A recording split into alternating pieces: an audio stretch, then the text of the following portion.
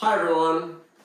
Today we are chatting about negotiation, specifically being a master negotiator with master negotiator Sarah and master negotiator Ryan and mediocre negotiator Daniel.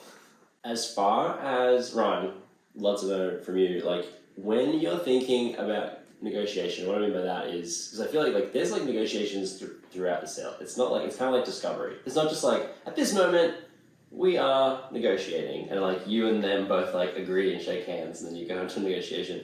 There's like different bits and pieces across the thing. It might be like, hey, can we get on this call? Oh no, like da da da, and like, hey, I'd like to do this. Yes, I would like, we can have that call, but can you send me this before? And like, there's different sort of give and take throughout the whole sales cycle. How do you go about each of those? And then, feel free to obviously go into, I think what most people want to know as far as like making sure you don't hemorrhage discounts at the end of the deal. Silence is a powerful tool in that. The biggest thing is that these are just like micro agreements. Like you make micro agreements right when they agree to take the call, when they agree to go through discovery and they're answering your questions or giving you details you're asking for. So back and forth throughout the process, there's little like next yeses that happen that, I mean, it could all end at like right at the end. The sale could not happen. So I don't really think negotiation is like from the very beginning you start. However, there are things that happen from the very beginning that will come into play when negotiation kicks off. What are those things? I mean, first of all, how big the actual problem is in relation to the budget they will need to accomplish it. We were talking with the CFO earlier today, and we asked about ROI, and she was like, the ROI calculators we see they're just a sales tool. She's like, we don't use those. We don't look at them. And if we do, they need to be extremely simple. We try to remove all your BS and your bias. But she's like, an ROI calculator is a sales tool. I use something different. And I didn't get what that difference was. But if the problem isn't big enough and causing a big enough pain, and then problem and impact and all so on and so forth, the negotiation is going to be rough on the seller, because they may not be able to get it done. You don't have foot to stand on, as far as like... Yeah, you don't know anything. So how are you going to negotiate with someone when it's just like, you're just going to be like, no, this is the best my boss could do. I don't like those like manipulation tactics of negotiation. So you're essentially, what I'm hearing, if I was to label this, it would be that for you, in order to be good at negotiating, really you need to be good at discovery, so that you have a foot to stand on from what you've learned and what you know about the business. And so when they come back and say, oh, sorry, I can't pay 30K, I can only pay 10K, you're like, well, this is saving you 100K, so like, does that not help you in that regard? Like, you can go back to sort of like is that what I'm hearing? Yeah, 100%. This is my favorite part of negotiation. I really like negotiation. It's really awkward, but there's times where there's one client I was working with, and they wanted it like $2,500 less over like 6 months. $2,500 less. And I said, hey, out of curiosity, like here's restated all the things we learned. It's going to be solve like $1 million gap. It's going to help them get their next funding round. All this sort of stuff. And I asked him, like, how does $2,500 over these 6 months help you achieve that better?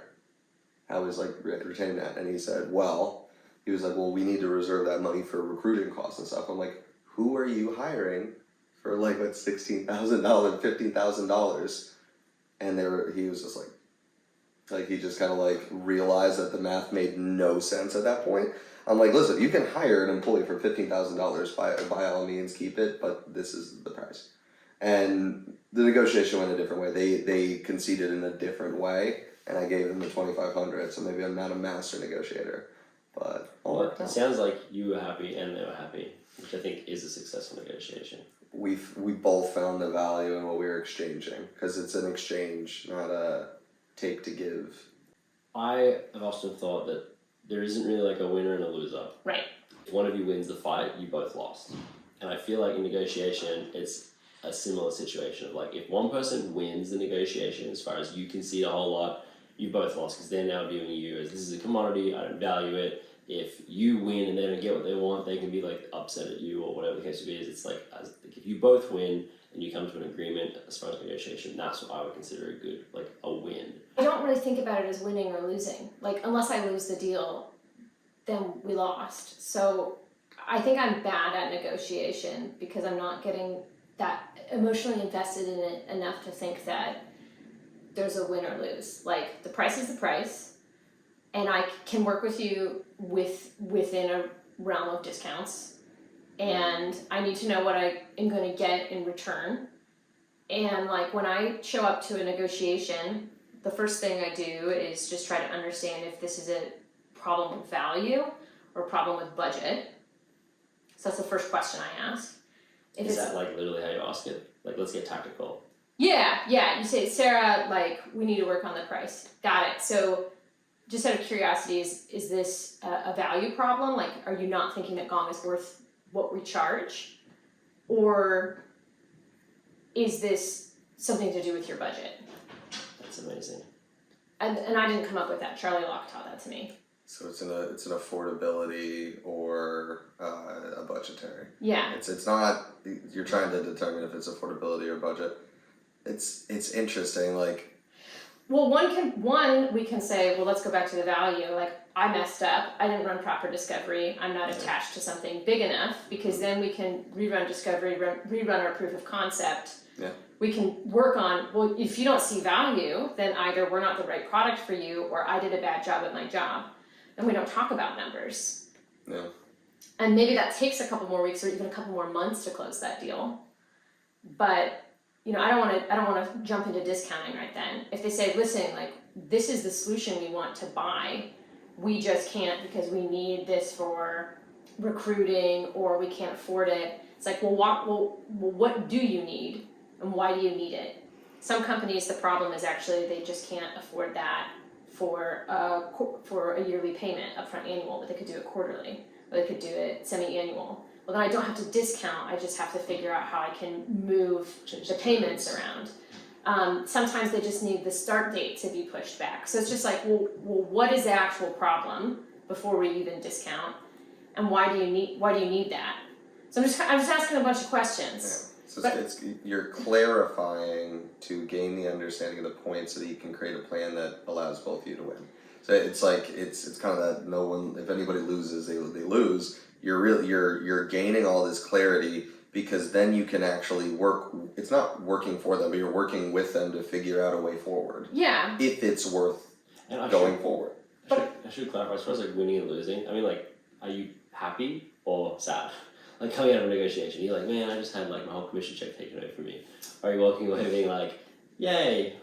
No, I think I'm conceptualizing it differently. I'm typically looking at my pipeline and I always under forecast my deals, because I'm considering that there's going to be some kind of negotiation. And so usually my deals come in a little bit higher at best than like what I'm thinking, or they're going to come in at.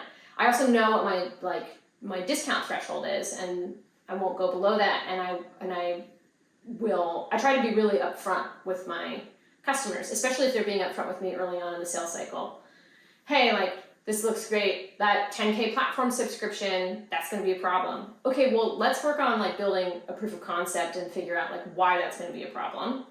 But first, I want to deliver value and make sure that whoever the buyer is, the executive buyer is going to be, I want to know, like because maybe they actually are the ones who are going to tell me if the 10K even matters.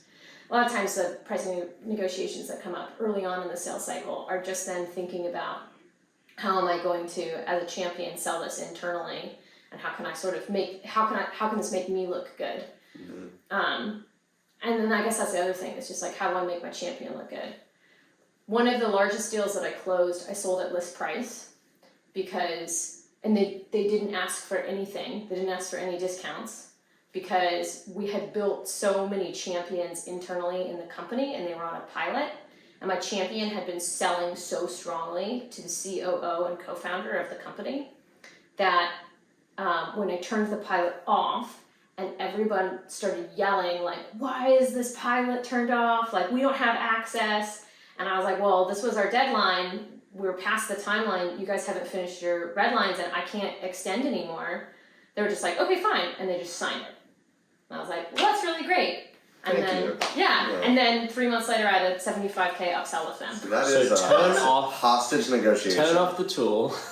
Yeah, if you sell through a pilot, yeah. If you ever want to But- see our gone recordings again, I'm you sure. give us sign the The reason document. that worked is because you have proven so much value. I've proven so much value. I have been building reports. I've been having regular check-ins with my champion. I've been multi-threading throughout the entire organization, and like by the end of the day, like it was a big deal for me, but I don't think it was a big expense for them. And they knew that they needed it, that it was going to be really integral to how they built their sales organization moving forward. Yeah. And they were sold on that concept, and we had proved that. I'll put it like so. Like a big thing that I do with reps as I'm training them on discovery. If I don't have call recording, I basically can't even do my job that well.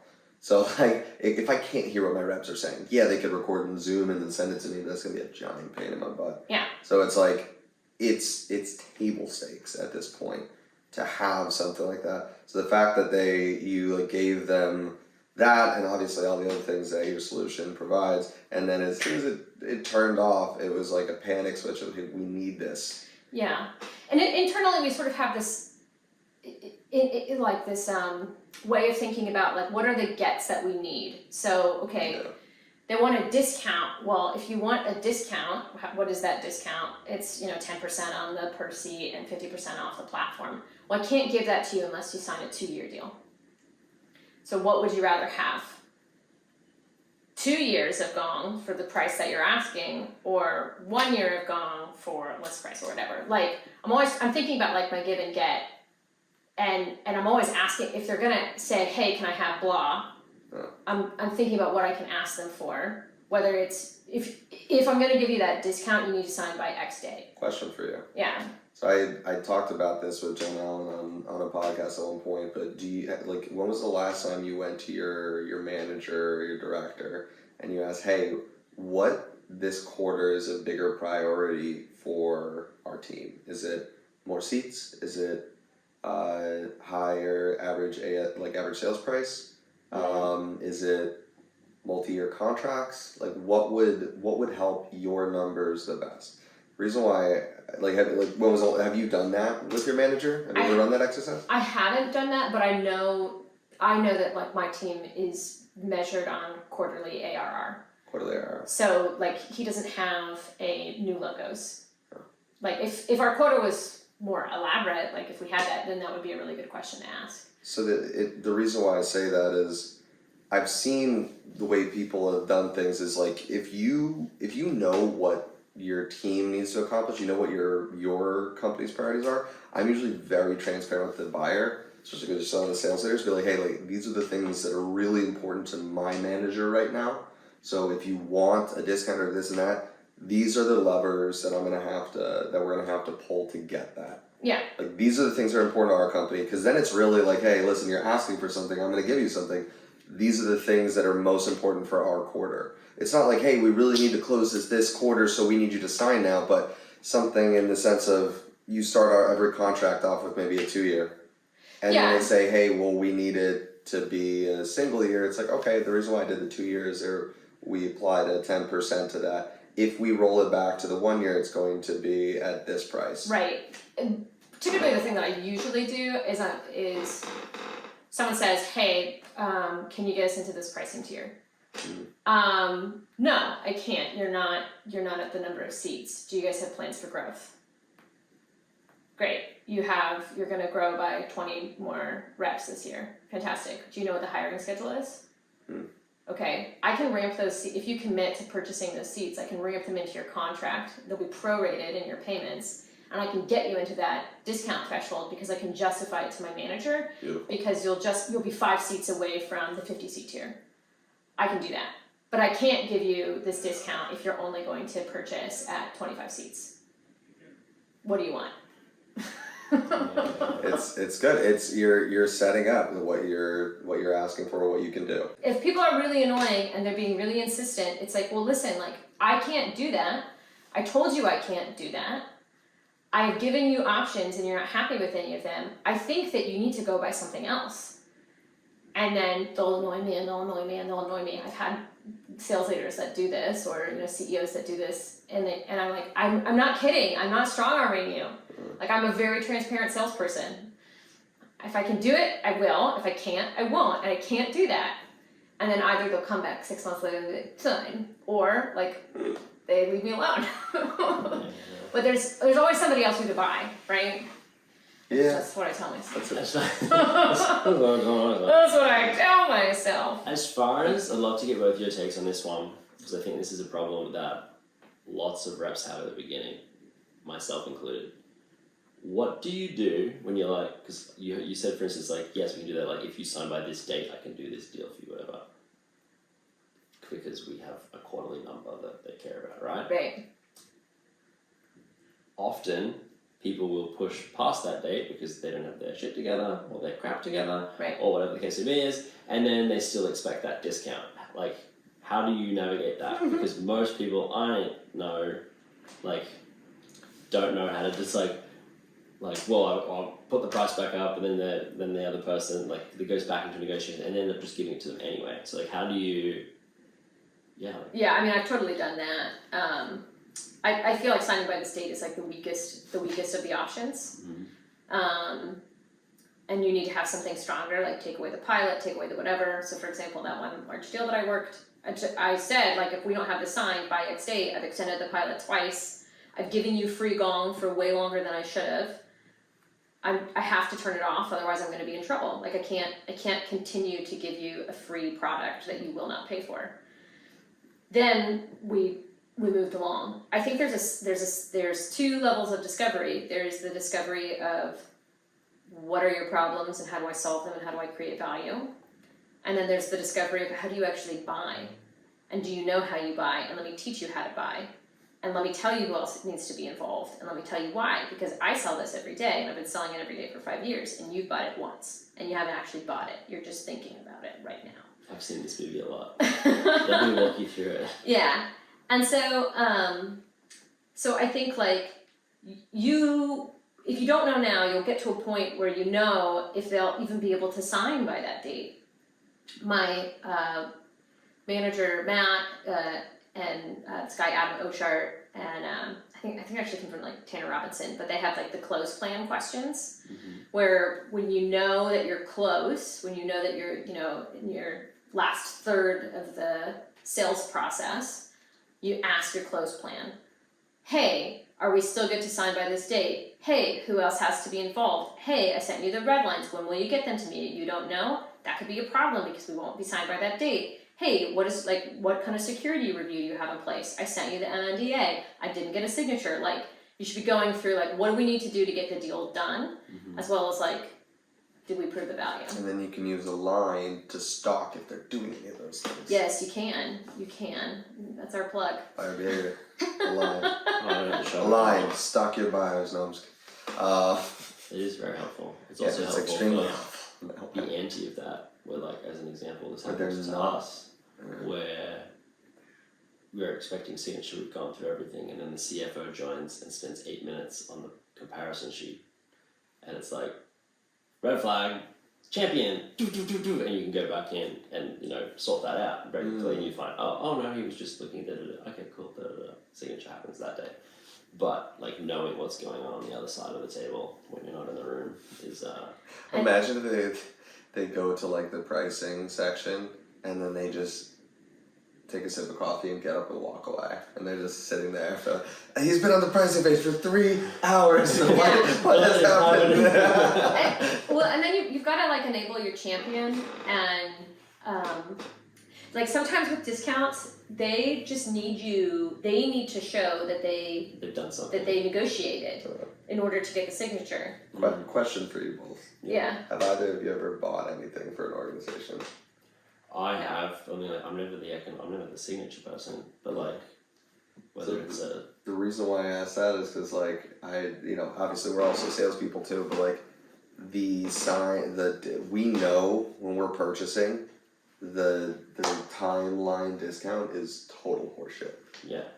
It's all bullshit, and I'm going to push that salesperson to give me whatever the heck they by accidentally said on the phone. The only company that I've ever run into that hasn't done that is yours. Where they've been like, nope, we know our worth, and then like peace out. We're like, okay, well, but Send us the contract. send it over anyway. No, it's just like I've talked to people in the process. I've been at multiple different layers of when a product is being bought, and like there's a lot of things going in the background where they're like, oh wait, why don't we just wait until the 27th? I hit them up on the 27th. We'll just ask for the discount. We'll get it done.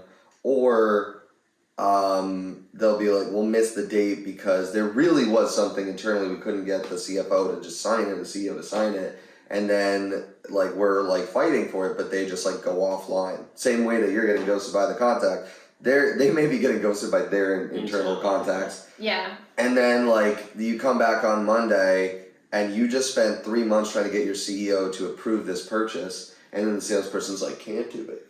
And you're like, dude, just give me the price that I floated to my CEO. We worked on it. It might not be the person who's like asking for its fault. So I try not to do the time deadline as well, like to your point.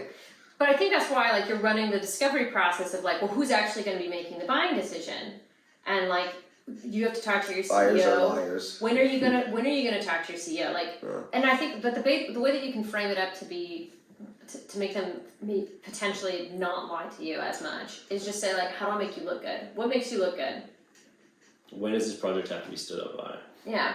People don't buy software just to buy software. Like they're doing something. They're trying to solve for something. Problem. Yeah. It all comes back to discovery. Discovery. Really by the way, this is my answer to everything. Like it's the most boring trope, but at the same time, like people are like, "What do you think about like demos?" I'm like, "Discovery." what do you think about negotiation? Discovery. What do you think about champion people? Discovery. Everything. It just kind of goes back to this. So if we leave that and go into negotiation, I know that there's the classic rule of like don't negotiate unless you're like vendor of choice. Like, how do you guys like? Is that something you guys stand to? Yeah. I ask like money aside, just gone to vendor of choice. Yeah. It's either yes or no, and then why, and then figure out like, well, how do we get there? Like, what's the gap? Yeah. Because otherwise, you and I can negotiate till we're blue in the face, but at the end of the day, if you're not confident in the purchase, or you're making a decision off of who's cheapest, then I haven't done my job, and you might be making the wrong purchasing choice. And you'll never win. Like, and you'll because never win. there's going to be someone who's going to, you can have mine for free just so that let me put my logo on. Or like they'll like the companies that like go after each other where they're like, oh, you're involved with this person, 80% discount, let's just take the business from them. Yeah. We'll make it on the back end, which is an insane way to grow. Yeah. So like I've had that where people end up purchasing a different product, but then they come back 6 months later and they're kind of like, we need this. And then they're basically, well, how are you going to get out of your contract? How can we have your own? By the way, does Gong have a sequence where it's 6 months after you lose a deal to a competitor that you're get a LinkedIn message or you're emailed? Because I swear like clockwork, every time I've ever not purchased from them or something like that, I've gotten hit up exactly 6 months later. Hey, how's that going? And I'm like, shut up. There must be. This is the exact moment that we're noticing it's failing. I haven't used that. And if it's not, you should do it. Just do it. 3 to 6 months out. It's we like the company and I prospect a lot out of close lost opportunities because it's usually like the third or fourth close lost. It's like an 80% chance of winning or something crazy. Like if you've had multiple conversations with a company, they're either gonna buy like the first go around or they're gonna buy like the third or fourth go around, and that's a really, really great place to go because there's a lot of education that takes place and not everybody knows what Gong is. You do because you've used it, you do because you've used it, but there was a period in time when your company had no idea and they thought it was dumb. The point is that being able to actually as soon as I was trying to convince a Fortune 500 teams like reps that hey, listen, it's okay. They've been doing sales for 30 years, they've never recorded a call ever. And I'm like, you're gonna record one call of your selection. You can record all your calls and then pick the one you want to share, the one that makes you look the best. But just get used to it. It's not a big deal. Your clients do not care. like every excuse under the sun came up, but I remember the fear of the idea of like, oh my god, I'm gonna hear my own voice, and now obviously I'm so used to it that it's like I would never want to not have a call recorded. I actually get really upset if like the call recorder Really tool, upset. like doesn't enter in, and I'm like, I have to rely on my notes So and memory. you just take a voice note on your phone, just boop, put it right next to the computer. Well, thank you guys so much. Yeah, thank That you. was fun. Thank you everybody for learning how to be a master mid negotiator. Mid.